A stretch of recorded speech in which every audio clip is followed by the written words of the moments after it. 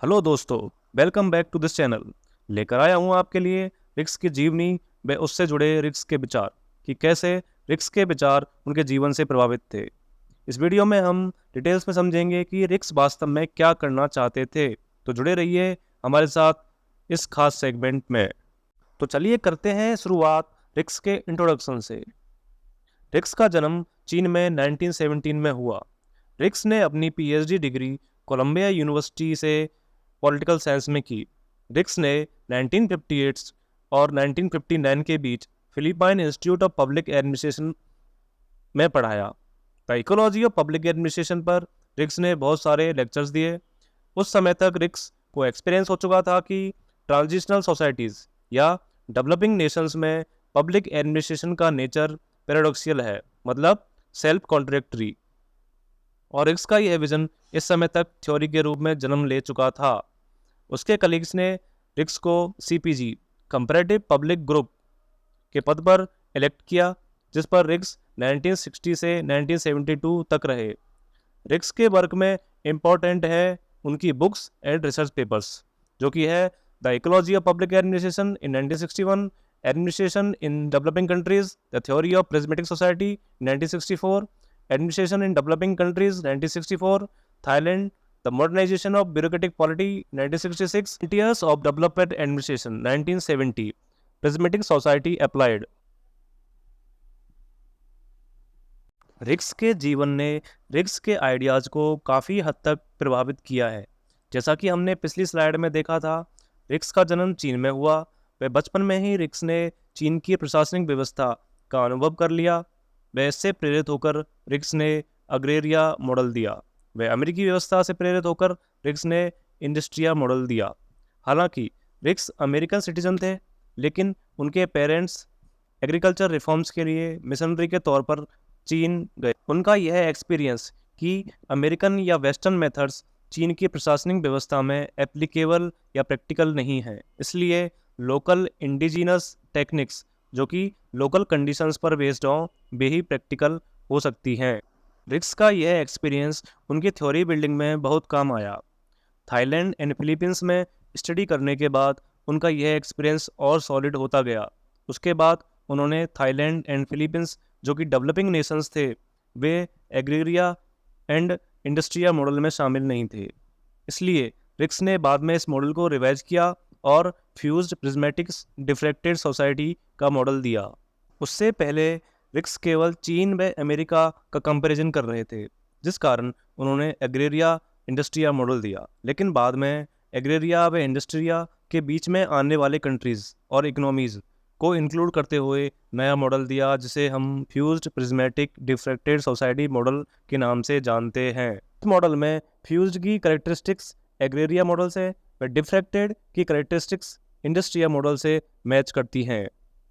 रिक्स के इस विचार ने पब्लिक एडमिनिस्ट्रेशन थ्योरी में रिवॉल्यूशन का काम किया, क्योंकि इससे पहले सभी यह जानते थे कि केवल वेस्टर्न मेथड्स, जो कि अमेरिकन मेथड्स हैं, वे ही सर्वश्रेष्ठ हैं। वे उन्हीं से अविकसित देश विकसित बन सकते हैं। वे उन्हीं से किसी देश की administrative, political, economical system strengthen हो सकती है। इस विचार का रिक्स ने विरोध किया। उसके बाद रिक्स ने इकोलॉजिकल अप्रोच को सपोर्ट किया। पब्लिक एडमिनिस्ट्रेशन में जिन सिद्धांतों को यूनिवर्सल समझा जाता था, रिक्स के विचारों के बाद उनको डिस्कार्ड कर दिया गया। रिक्स की इकोलॉजिकल अप्रोच से इस बात पर जोर दिया गया कि one size does not fit all, means एक सिद्धांत या प्रिंसिपल जरूरी नहीं कि सभी कल्चर्स में इफेक्टिव हो। रिक्स ने आर्ग्यू किया कि प्रशासनिक सिद्धांत व व्यवस्थाएं या एडमिनिस्ट्रेटिव थॉट्स एंड सिस्टम्स उस देश के कल्चर व कॉन्टेक्चुअल फैक्टर्स पर डिपेंड करती है, मीन्स कौन से फैक्टर्स उस देश की व्यवस्था को प्रभावित कर रहे हैं। इसलिए कल्चरल कॉन्टेक्स्ट में उन्होंने तुलनात्मक या कंपैरेटिव तरीके से प्रशासनिक व्यवस्थाओं को समझने के बारे में जोर दिया।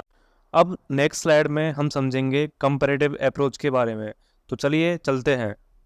कंपैरेटिव अप्रोच क्या है? कंपैरेटिव अप्रोच, कंपैरेटिव अप्रोच एक मेथड या टेक्निक है जिससे दो या दो से अधिक सिस्टम्स के बीच कंपैरिजन किया जाता है।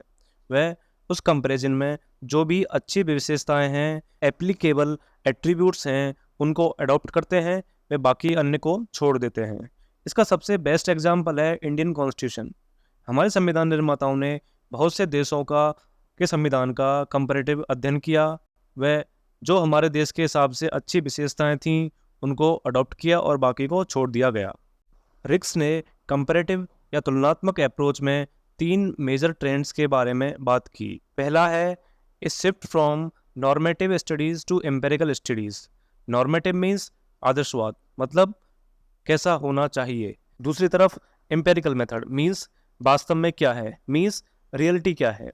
इस ट्रेंड्स के अंदर रिक्स ने जोर दिया कि प्रशासनिक व्यवस्थाएं वास्तव में कैसी हैं, उस बात पर जोर नहीं दिया जाए कि कैसी होनी चाहिए। वह उन प्रशासनिक व्यवस्थाओं के अध्ययन के पश्चात उसी अनुसार उसमें रिफॉर्म किए जाएं। दूसरा trends a shift from idiographic studies to nomothetic studies. Idiographic study means किसी एक देश की स्टडी पर निर्भर होना। वह नोमोथेटिक मीन्स यूनिवर्सल स्टडी करना, जैसे केवल वेस्टर्न या अमेरिकन मेथड्स ही बेस्ट नहीं है। रिक्स ने माना कि सभी देशों का तुलनात्मक अध्ययन से यूनिवर्सल सिद्धांत बनाने चाहिए कि कोई भी देश अपनी लोकल रिक्वायरमेंट के हिसाब से उस टेक्निक्स को अपने हिसाब से ढाल सके।